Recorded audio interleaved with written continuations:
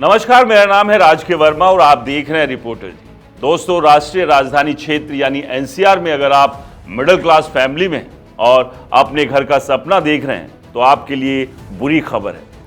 बाजार में नए घरों की सप्लाई तेजी से घट रही है, कीमतें आसमान छू रही है और बिल्डरों का सारा ध्यान अब सिर्फ अमीर लोगों के लिए लग्जरी फ्लैट बनाने पर लगा हुआ है।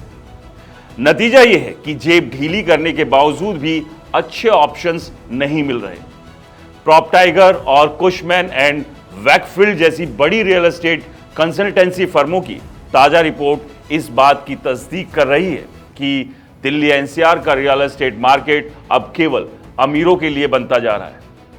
जुलाई सितंबर 2025 की तिमाही यानी क्वार्टर 3 2025 में एनसीआर में सिर्फ 7,435 नए फ्लैट्स ही लॉन्च हुए, जबकि पिछले साल इसी तिमाही में 11,955 यूनिट्स लॉन्च हुई थी, यानी साल दर साल 37.8% की भारी गिरावट। कुशमैन एंड वैकफील्ड की रिपोर्ट भी लगभग यही कहती है, करीब 37% की कमी। यही नहीं, बिक्री भी 21.2% तक लुढ़क गई है। जब मार्केट में नया माल ही नहीं आएगा तो बिक्री कैसे होगी? लेकिन कीमतें वो तो रॉकेट की स्पीड से बढ़ रही है। औसत कीमत अभी भी 9,000 के करीब प्रति स्क्वायर फीट हो गई है, जो पिछले साल 19% ज्यादा है। पूरे देश के बड़े शहरों में सबसे ज्यादा उछाल दिल्ली एनसीआर में ही देखने को मिला। गुरुग्राम में तो 12% और नोएडा में 10% तक सालाना बढ़ोतरी हुई। दोस्तों, एक्सपर्ट्स का कहना है कि बिल्डर अब कम प्रोजेक्ट्स, ज्यादा मुनाफा वाली स्ट्रैटेजी पर चल रहे हैं।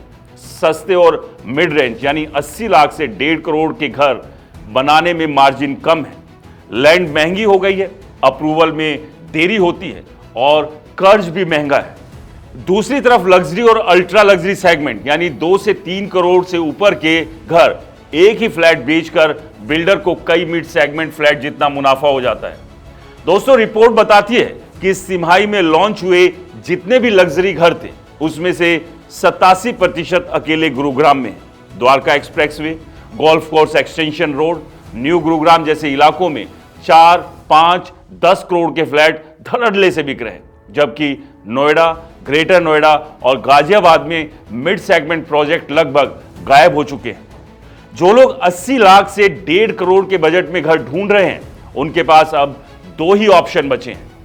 पहला, पुराने रीसेल फ्लैट्स खरीदो जिनकी कीमत भी नई प्रॉपर्टी से कम नहीं रह गई। दूसरा, या फिर लग्जरी सेगमेंट में कूदो और ईएमआई का बोझ दोगुना कर लो। रियल एस्टेट एक्सपर्ट्स और ब्रोकर बताते हैं कि पिछले 6 से 8 महीनों में मिड सेगमेंट की इंक्वायरी तो बहुत आ रही है, लेकिन सप्लाई नहीं होने से ज्यादातर खरीदार निराश लौट रहे हैं। कई लोग तो किराए पर ही रहना पसंद कर रहे हैं क्योंकि ईएमआई और किराया अब लगभग बराबर हो गया है। जब तक सरकार या रेरा सस्ते मिड सेगमेंट के लिए कोई स्पेशल इंसेंटिव नहीं लाती, लैंड कॉस्ट कम नहीं होती और अप्रूवल प्रोसेस आसान नहीं होता, तब तक ये घरों का सूखा खत्म होने वाला नहीं है। बिल्डर खुश है क्योंकि उनका प्रॉफिट मार्जिन बढ़ गया है, लेकिन आम आदमी का घर का सपना अब सिर्फ सपना बनकर रह गया। संक्षेप में कहें तो एनसीआर में घर अब जरूरत नहीं, लग्जरी बन चुका है और ये लग्जरी हर किसी की पहुंच में नहीं। दोस्तों, इस मुद्दे पर आपकी क्या राय है? हमें कमेंट्स कर जरूर बताएं।